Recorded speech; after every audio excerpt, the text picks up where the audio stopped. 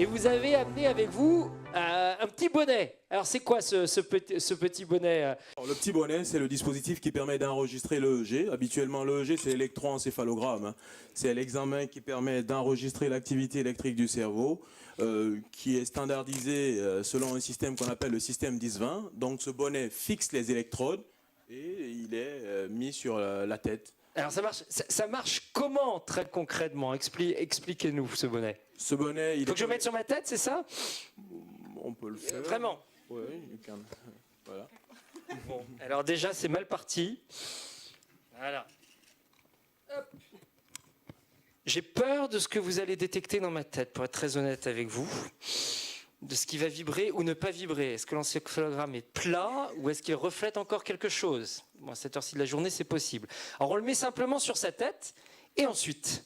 Et ensuite, on met un gel normalement pour avoir... Alors parlez bien dans votre micro qu'on vous entende. Voilà. On met ce gel qui Ouais. permet d'avoir une bonne impédance. Bon, on va pas vous mettre du Non, on va m'éviter ça, merci. Voilà, pour avoir une bonne impédance. Et ensuite, il est connecté à cette tablette. Voilà. Et donc, vous voyez bien le dispositif avec le système 10-20 qui met en Le système évidence. 10, expliquez-nous pour nos Le pauvres système béotiens. 10-20, c'est le système standard d'enregistrement de l'EEG. Il a été développé il y a environ 80 ans par M. Jasper au Canada. C'est le système standard pour l'enregistrement de l'EEG, quel que soit le pays, pour qu'on puisse avoir une reproductibilité et qu'on puisse faire la même chose en Guinée ou à Boston. Alors, ça, c'est un système, on l'a présenté, c'est assez rigolo, ce bonnet, il a l'air tout simple. Mais c'est une véritable révolution pour vous qui avez besoin de faire des EEG régulièrement, notamment pour détecter de l'épilepsie. Aujourd'hui, faire un EEG, classiquement, c'est amener quelqu'un dans un hôpital, avoir un équipement qui coûte cher, faire aussi parfois dans vos pays des centaines de kilomètres à une personne éventuellement, ou à une famille, ou à un enfant pour se faire détecter. Et ça a un coût important. Un coût très important. Certaines études, en parlant de coûts, en moyenne, par exemple, pour le transport dans notre pays, il faut mettre 10 heures pour voir un neurologue. Il faut savoir qu'en Afrique, par exemple, on a un ratio de moins d'un neurologue par million d'habitants, on le disait ce matin. Et il n'y a que 11 pays qui ont plus de 10 neurologues. Hein, c'est quand même assez dérisoire. Et donc l'EEG, effectivement, c'est le seul examen complémentaire qui permet d'enregistrer l'activité électrique du cerveau. Et personnellement, j'ai fait des stages en Occident et à la fin de ma formation, je suis arrivé en Guinée pour prendre en charge l'épilepsie, qui, je rappelle, est la maladie neurologique la plus fréquente, mais je n'avais pas d'EEG. Et donc, il faut faire ce qu'on appelle des corrélations électrocliniques, électro par rapport à l'EEG, et clinique par rapport aux symptômes que raconte le patient. Mais si vous n'avez pas d'EEG, donc le choix de la molécule devient assez complexe. Donc effectivement, pour nous, c'est une révolution, bien sûr, en collaboration avec nos amis de Boston. Ça nous permet de rendre l'EEG beaucoup plus accessible parce que dans un laboratoire européen habituel, il faut 1 heure pour faire un EEG. Ce temps est réduit de moitié avec ce dispositif. Il est plus facile à utiliser par l'infirmière, mais aussi il est plus facile pour le patient, parce que s'il faut mettre une électrode selon le système 10-20, c'est assez complexe. Donc effectivement, ça permet de réduire le coût pour le patient, mais aussi le coût du dispositif. Parce qu'il faut noter que si on demande une proforma pour une grande firme dont on parlait tout à l'heure pour un EEG, on est autour de 10 000 euros au minimum, alors que ce dispositif, à terme, sera de 300 euros. Donc... De 10 000 euros, on passe à 300 euros avec ce type de dispositif. Ça veut dire que vous allez pouvoir toucher plus de monde. Vous êtes très attentif, je sais, à une pathologie particulière qui est l'épilepsie. Et on va le rappeler parce que tout le monde n'est pas forcément au courant dans cette salle ou parmi les internautes qui nous écoutent. Aujourd'hui, l'épilepsie, elle est majoritairement dans les pays du Sud. Pourquoi ? Oui. Pourquoi ? Alors, il y a plusieurs raisons. Donc, je rappelle les chiffres, hein, c'est environ 60 millions de personnes qui sont atteintes d'épilepsie dans le monde et 80% dans les pays en voie de développement. Notamment 80% des malades sont dans les pays du Sud. Oui, dans les pays du Sud. Donc, ce qui n'est pas négligeable. Donc, il faut... il faut aussi dire qu'il y a une surmortalité en fait dans les pays pauvres. Il y a une surmortalité qui est de 2 à 3 fois supérieure dans les pays en voie de développement. Donc, Et juste une précision, 80% des malades épileptiques sont dans les pays du Sud. Pour quelles raisons? Les raisons, en fait, c'est parce qu'il y a des infections néonatales. Donc, on parlait de la santé materno-infantile. Donc, les infections néonatales au cours de l'accouchement constituent une des premières causes. La malaria et les autres infections endémiques, notamment la tuberculose, bien sûr, le VIH, même au cours des infections virales comme Ebola, entraînent des crises d'épilepsie. Ensuite, il y a les traumatismes de la voie publique. J'ai vu qu'il y avait un projet en ce qui concerne. Il faut savoir que tous les traumatisés crâniens qui ont après des hématomes intracérébraux peuvent avoir des crises d'épilepsie. Et ensuite, il y a les maladies cardiovasculaires. Dans la neurologie, la première cause d'hospitalisation, c'est souvent les accidents vasculaires cérébraux. Et donc, ces AVC entraînent des lésions, à la fois ischémiques et hémorragiques, quelles qu'elles soient, au niveau du cerveau, et peuvent entraîner des crises d'épilepsie. Il faut noter aussi que il y a une connotation génétique de l'épilepsie, donc certaines pratiques culturelles qui sont les mariages familiaux et tout ça, donc prédisposent à la survenue de crises d'épilepsie. Voilà. 80% des malades sont dans le sud. Vous avez cité le nombre de neurologues ou le nombre de praticiens capables de les détecter. Il est extrêmement faible. Le coût habituel d'un EEG qui est très cher, là, on est en train de révolutionner non seulement le nombre de malades qu'on va pouvoir aider, détecter, également le coût pour ces malades. Vous êtes venu, vous avez dit, faire des compléments d'études ici en Europe. Et puis, c'est là que vous avez entendu parler de ce projet qui était développé aux États-Unis par vos équipes, Farah Matin, pour vous qui êtes à la Harvard Medical School. Qu'est-ce qui vous a poussé vers ce développement, Farah? Ce dispositif a été inventé pas à des fins médicales, mais pour les joueurs, pour les gamers. Et donc, il a été développé par l'université d'Emesh à Copenhague. Et donc, les gamers sont très intéressés par ce qui se passe dans leur cerveau. Et on ne peut pas vraiment lire ce que pensent les gens. Néanmoins, on s'est dit, tiens, pour nous, ça pourrait être intéressant dans le contexte de l'épilepsie. Et incroyable, ça a fonctionné. Comme le disait le professeur Abbas, on n'a souvent qu'un seul neurologue pour 10 millions d'habitants. Et donc, c'est un dispositif qui fonctionne ce qu'on appelle au point de soins, c'est-à-dire dans la communauté. On n'a pas forcément besoin que les gens aillent à l'hôpital. Les chiffres que l'on donnait, 10 000 € pour un EEG classique, on arrive à, je crois, c'est 500 € si je m'ai retenu pour un EEG avec ce bonnet. Est-ce que l'on a la même fiabilité scientifique?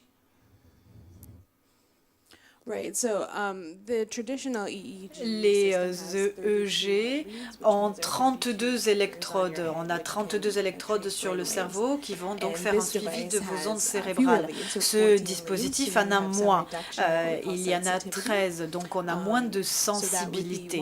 Donc ça peut être effectivement un inconvénient. C'est un dispositif moins cher, mais donc peut-être un peu moins sensible. Néanmoins, on a fait des études de validité avec plus de 1500 personnes pour l'instant. Et il semble que la sensibilité soit encore convenable. Donc l'EEG est une technologie très ancienne, mais ce n'est que récemment que l'on a pu avoir ce dispositif qui peut fonctionner au niveau communautaire. Donc il a peut-être besoin d'être amélioré. Le système n'est peut-être pas parfait, mais c'est un système en open source. Donc on a une appli gratuite et ce qui coûte seulement, c'est le bonnet. Donc évidemment, on est sur quelque chose de moins cher et 300 €, c'est même peut-être une estimation assez généreuse. Ça coûte, je pense, moins cher. Capable de manipuler ou d'utiliser ce type de bonnet, puisqu'effectivement, si les neurologues sont loin des patients et que le but est d'aller toucher des patients de plus en plus loin, est-ce que c'est un médecin, est-ce que c'est un infirmier, est-ce qu'éventuellement même un particulier peut être capable de le poser? Oui. En fait, même dans les laboratoires européens, ce sont les techniciens d'EEG. Donc, il n'y a pas de formation spécialement standardisée, mais un infirmier, n'importe lequel, pourrait poser le casque avec une bête vidéo de tutoriel qu'on pourrait lui montrer. Et la relecture pourrait être effectuée par un neurologue formé. Et l'intérêt avec ce genre de dispositif, c'est de, par exemple, pouvoir faire relire le tracé par d'autres neurologues ailleurs pour avoir un avis. Et ce serait assez pratique.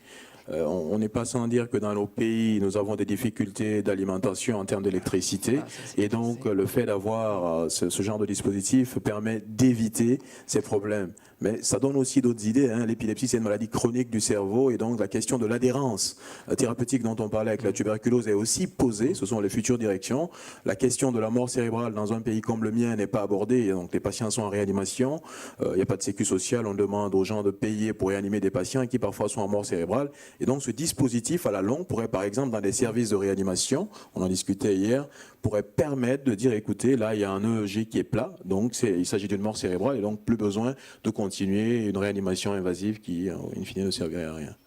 Professeur Cissé, on voit avec vous, hein, et puis avec cet outil que vous avez montré, ce bonnet et puis cette tablette, à nouveau que la technologie, elle est mature, la technologie, elle est là, vous êtes capable d'avoir un examen qui est fait à distance, que vous allez vous recevoir sur votre ordinateur, que vous allez pouvoir interpréter dans des conditions correctes, et puis éventuellement convoquer un malade derrière. Ce qui est intéressant, ce sont les acceptations aujourd'hui sociales et culturelle de ce type d'outils. Comment les populations sur place vont-elles l'accepter, vont-elles se l'approprier? Est-ce que pour vous aussi, c'est une autre manière de faire la promotion ou de la sensibilisation plutôt à la lutte contre l'épilepsie? Oui, naturellement, ça permet déjà de déstigmatiser. Le problème de l'épilepsie en Afrique, c'est encore cette connotation socioculturelle comme quoi la personne est possédée par un diable ou que la personne est folle et donc elle peut se retrouver ligotée, enterrée, déterrée, etc. Mais ça, en plus de la déstigmatisation, ce dispositif permettrait surtout, à mon avis, de faire du diagnostic. Mais pour parler de l'acceptation des patients, l'épilepsie est une maladie tellement grave que les gens sont demandeurs. Ils sont demandeurs de solutions et parfois les solutions qui leur sont proposées ne marchent pas. Et donc, ils s'en rendent compte et ils disent, mais on veut essayer autre chose. Et c'est là où ce dispositif nous permettra, si on arrive à mettre à l'échelle, comme c'est dit là, permettra de drainer ces patients vers ce qui marche vraiment, c'est le traitement médical, au moins dans 70% des cas. Et en termes d'acceptation, je pense qu'on pourrait s'inspirer de l'expérience des autres en impliquant des leaders religieux. Nous sommes dans des pays aussi très religieux, donc je pense qu'on pourrait impliquer les autorités religieuses. Mais encore une fois, quand le professeur Matine est venu en Guinée, il suffit juste de passer à la télé et dire aux gens, nous faisons des consultations d'épileptologie et il n'y a plus de place à l'hôpital. Les gens se ruent vers l'hôpital parce que dans l'épilepsie, c'est des crises qui sont tellement violentes. Le patient est tellement choqué qu'il est demandeur de solutions. Il dit, aidez-moi. Donc, je pense que l'acceptation se fera beaucoup plus facilement que pour d'autres dispositifs. Ouais, passer d'une maladie où on pense effectivement que c'est une malédiction, une personne possédée ou autre, et puis des traitements, mon Dieu, qui sont terribles pour cette personne-là, un vrai traitement de soins, un traitement médical derrière, ça c'est quelque chose de formidable.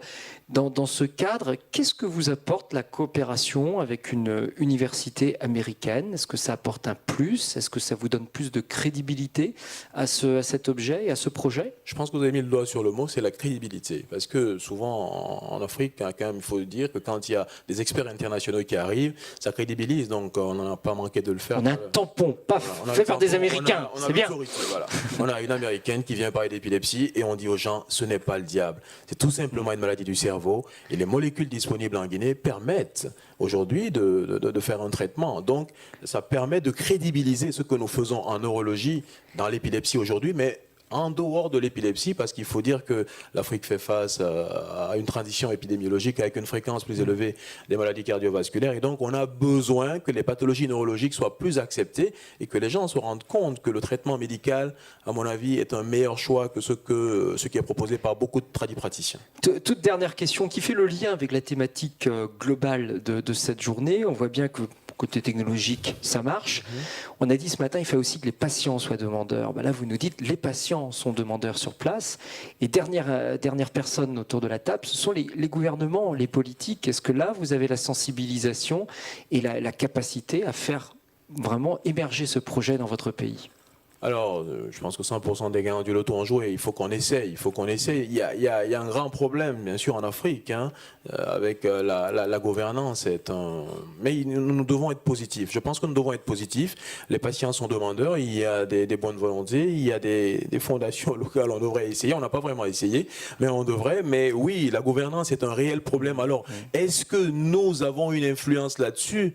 Je ne saurais pas répondre honnêtement. Je pense qu'on peut faire de la sensibilisation. Et je crois que les patients auraient une plus grande influence sur les autorités que nous avons accès au ministère de la Santé. Nous essayons de communiquer là-dessus. Je pense que Farah et moi, nous avons été voir le secrétaire général du ministère de la Santé en Guinée. Il y a eu beaucoup de oui, mais après, le pragmatisme reste à venir. Donc, encore une fois, je suis un peu mitigé sur cette question. Farah, toute dernière question rapidement s'il vous plaît. Quel est l'intérêt aujourd'hui pour une université américaine, la Harvard Medical School, d'aller collaborer sur ce type de projet? Qu'est-ce que vous en attendez comme retour? En fait, ça a été un vrai privilège de travailler avec les personnes en Guinée. Je pense que contrairement à différents pays, eux vont peut-être en Afrique souhaiter vraiment s'investir. Donc c'est vraiment un vrai plaisir. Et lorsque je vais dans le pays, ils viennent et ils me voient et j'essaye de rencontrer un maximum de personnes. Et bien sûr, on ne peut pas faire ça tout seul dans son coin. Donc on a besoin d'avoir de réelles fondations, de réels partenariats qui vont soutenir ce genre d'initiative. Et c'est vraiment un réel honneur d'être à la fois chercheur, à la fois d'être médecin et également le fait d'avoir des gens enthousiastes, Félicitations passionnés. en tout cas à tous les deux. Vraiment, on peut les applaudir. Lauréats donc,